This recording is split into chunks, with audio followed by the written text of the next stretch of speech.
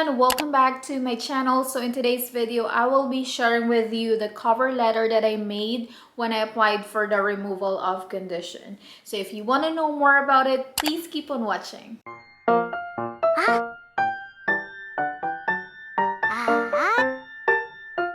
So this cover letter is for the removal of condition. So I have used a dummy account, most especially on the personal information, just like the name and the address on this form. So let's go ahead and start. So as you can see on the left top corner of this page, I put my husband's name, which is Mark, and my name in here since we are petitioning together to remove conditions on my residence. So we put here Mark and Jane Smith, and this is gonna be our address, which is 12002 McCormick Lane, Dallas, Texas 78110, and the date, which is the 26th of September 2021. So recently I also updated on my YouTube channel that USCIS updated their lockbox facilities, so there is only a slight difference when it comes to the address. So I used the USPS when I filed my application, and the only thing that they added on their address is this one, attention I-751. So when I was filing my application, I did not include attention because this was not yet showing on their website on the uscis.gov. Before you submit your application, always check if they have changed the address, if they updated their edition date, so that you won't gonna have any problem. All right, so let's move on. Dear USCIS officer. All right, and then this is the letter that I have. Enclosed, you will find a joint form I-751 petition to remove conditions on residence for Jane Smith with an alien number A123345678. In September 6, 2018, conditional resident Jane Smith entered the U.S. on a K-1 visa and received her conditional resident on October 15, 2019. We are requesting to remove conditions on her residence within 90 days of her conditional residence card expire. All right, let's move on to this part. I am enclosing the following. So these are the documentation that I have submitted on my application. The first one is the application fee of $680 on a personal check payable to the U.S. Department of Homeland Security. So always remember, guys, to check the USCIS website for the correct amount. So the amount that I have paid on this application is $680. That includes the application process and the biometrics fee. The next one is the Form G1145, e-notification of application or petition acceptance.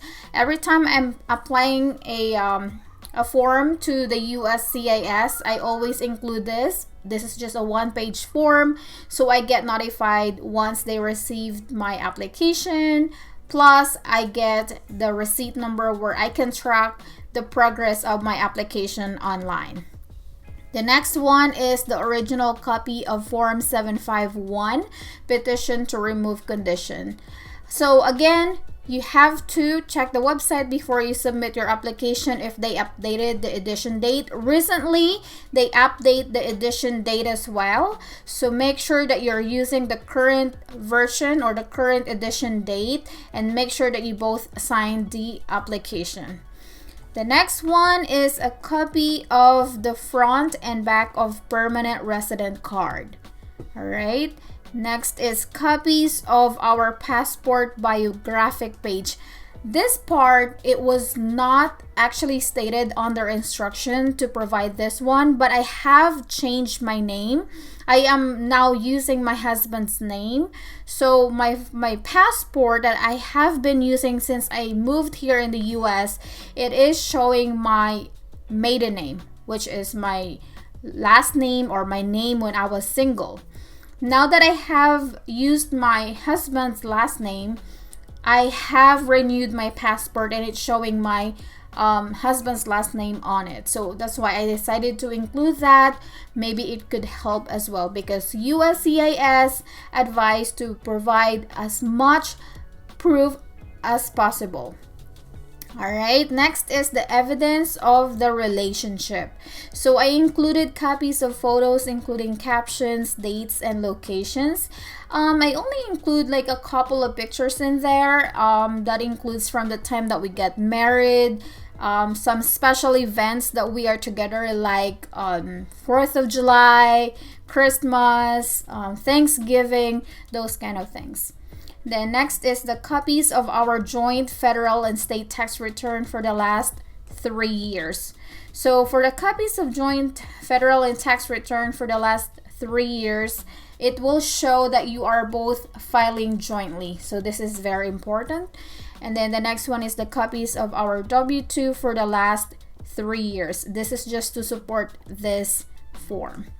Next is the copies of our joint bank account. I provided current 3 months. So yes, this is also important. The same thing with this joint tax return, because this is where they can find that you have shared finances together. Now, copies of our credit card statement. I also provided the current 3 months of that statement.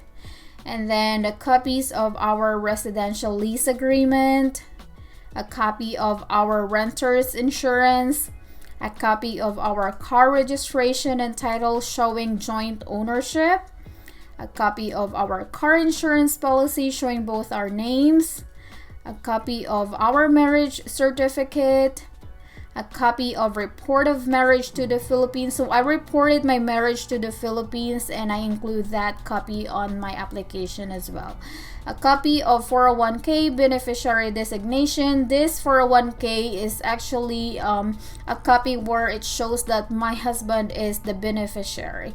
And at the same time with my husband, he also has this copy that it shows that I am the beneficiary.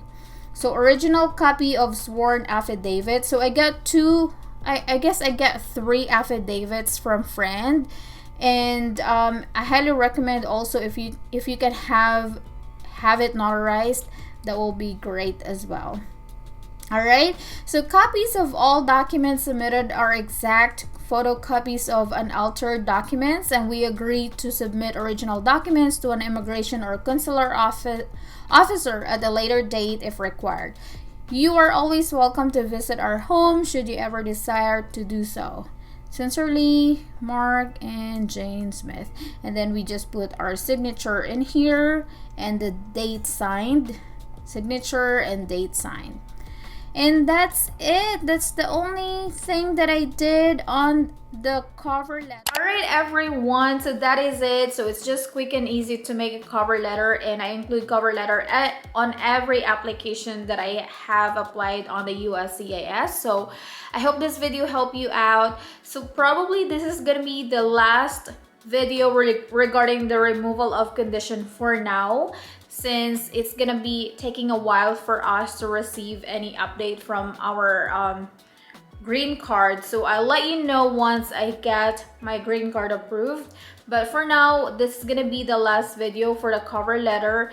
I will keep uploading K1 visa videos on this channel every Monday. So today I upload this video very late because yeah, I wasn't able to finish my video right on time. Normally I upload videos at around 8 p.m. Central Time, but yeah, this is gonna be a late upload for today, but I hope that I will finish it tonight, Monday. So yeah, I hope you subscribe to this channel. Don't forget to click that notification bell so that you'll get updated once I upload a new video. Alright, see you next Monday. Always remember that you are amazing and you are loved. Bye!